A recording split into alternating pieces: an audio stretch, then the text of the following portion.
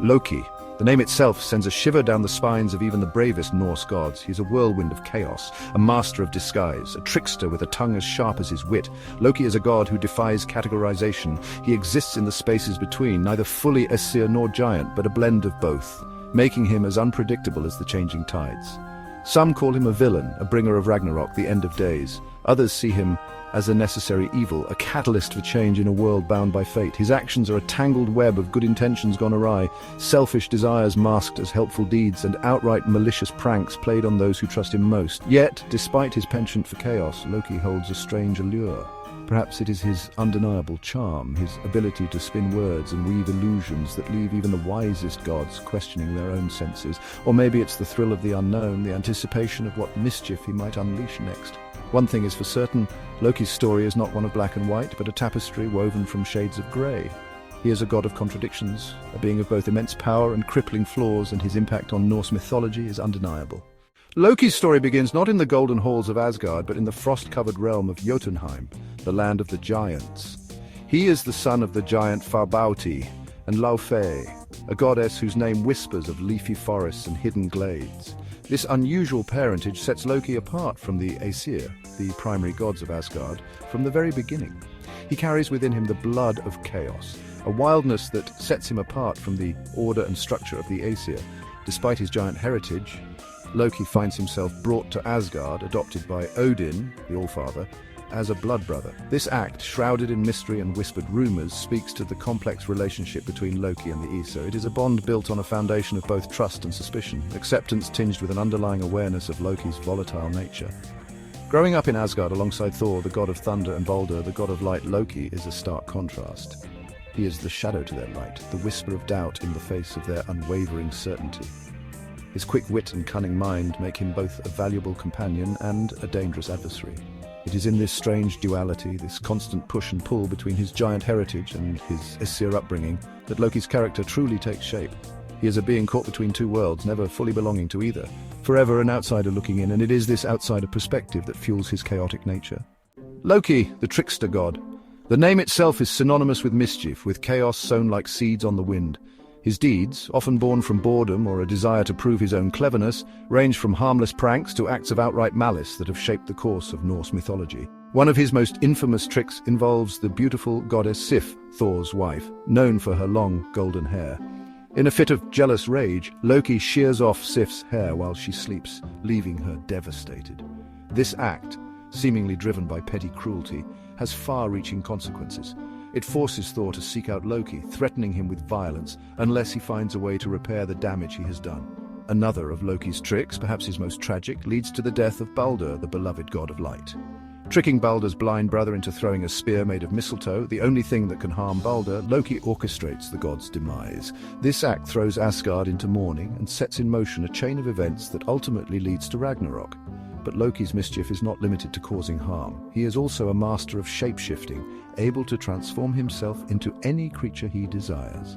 It is in this form, disguised as a mare, that he is impregnated by a giant's horse, giving birth to Sleipnir, the eight-legged steed that becomes Odin's loyal companion. Through his tricks, both harmless and devastating, Loki reveals his unpredictable nature. He is a force of chaos, a being who thrives on upsetting the established order, and in doing so he forces the gods and goddesses of Asgard to confront their own vulnerabilities. Section 4. A web of relationships, Loki and the Aesir. Loki's relationships with the other gods and goddesses of Asgard are as complex and multifaceted as the god himself. He is a master manipulator, weaving webs of deceit and playing on the emotions of those around him to achieve his own ends. His relationship with Thor, the god of thunder, is perhaps the most complicated.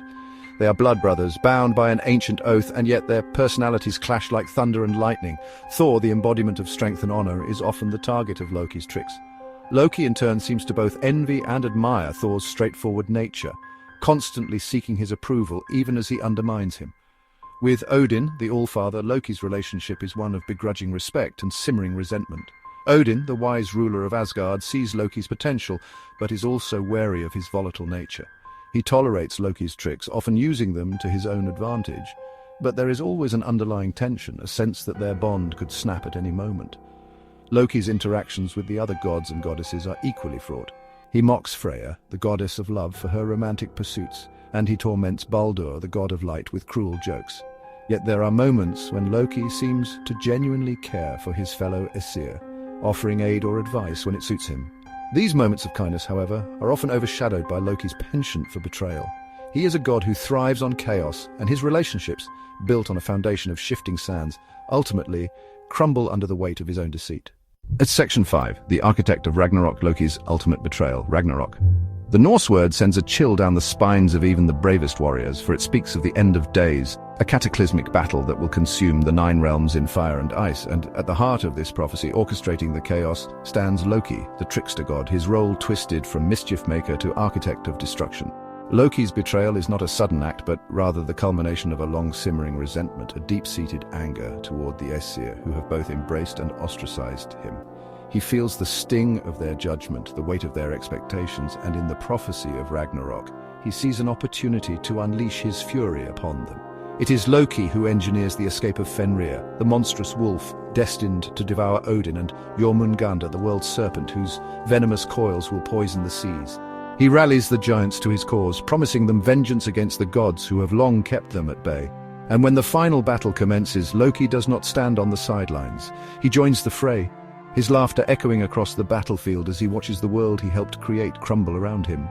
He fights with a ferocity born of despair, a desperate need to tear down everything that has ever held him back.